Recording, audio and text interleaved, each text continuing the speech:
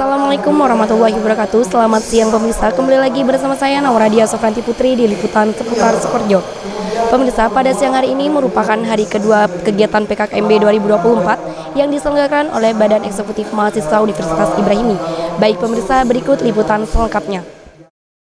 Pada hari kedua pengenalan kehidupan kampus mahasiswa baru PKKMB Universitas Ibrahimi untuk tahun akademik 2024-2025, semangat para peserta begitu membara.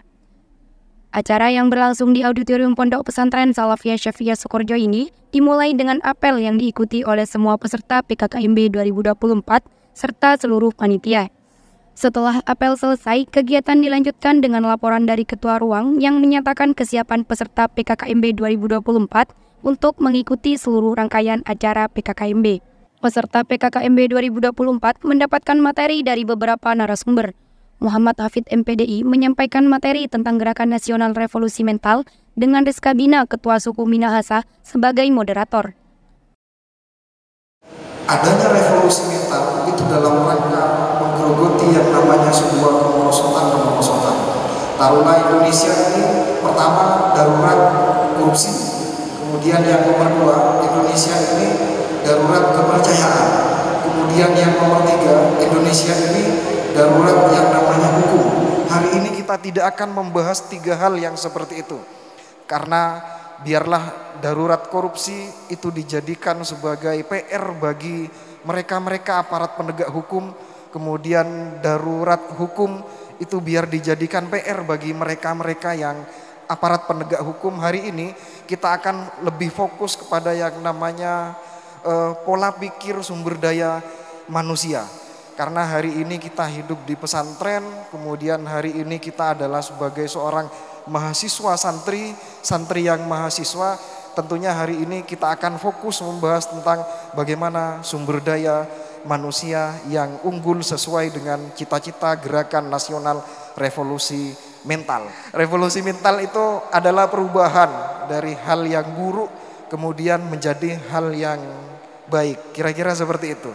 Jadi fokus kita hari ini berbicara tentang sumber daya manusianya saja. Sumber daya manusianya saja. Karena hal-hal yang di luar itu biarlah menjadi yang namanya PR bagi mereka-mereka. Kemudian kenapa kita harus membahas yang namanya sumber daya manusianya, sahabat-sahabat sekalian. Berbicara sumber daya manusia ini erat kaitannya dengan hal apapun. Walaupun hari ini kita sudah melihat bagaimana kecanggihan teknologi gitu ya. Dan hari ini kita melihat bagaimana kecanggihan IT dan lain sebagainya itu sudah diperlihatkan di dunia. Mungkin teman-teman kenal dengan yang namanya Gemini gitu kan ya. Jadi ketika kita punya tugas misal kemudian bilang ke AI itu langsung jadi. Kira-kira seperti itu ya sahabat-sahabat sekalian ya. Oke, kecanggihan teknologi yang seperti itu hari ini sudah dapat kita nikmati. Saya nggak bisa membayangkan bagaimana ketika nanti tahun 2030 gitu ya. Tahun 2030 bagaimana kecanggihan yang namanya teknologi. Kalau dulu kita kirim yang namanya pesan itu melalui yang namanya SMS. Kemudian kalau dulu kita mengirim yang namanya pesan itu melalui yang namanya Bluetooth dan lain sebagainya. Ternyata hari ini tidak gitu ya. Hari ini kirim pesan itu melalui yang namanya WhatsApp gitu ya. Saya nggak habis pikir bagaimana nanti tahun 2030. Kecanggihan teknologi itu seperti apa gitu ya. Mudah-mudahan kecanggihan teknologi ini nanti mampu difilter oleh sumber daya manusia yang unggul. Yang hari ini saya meyakini bahwa sumber daya manusia yang unggul itu berasal dari Pondok Pesantren Salafiyah Syafi'iyah Sukoharjo Situbondo.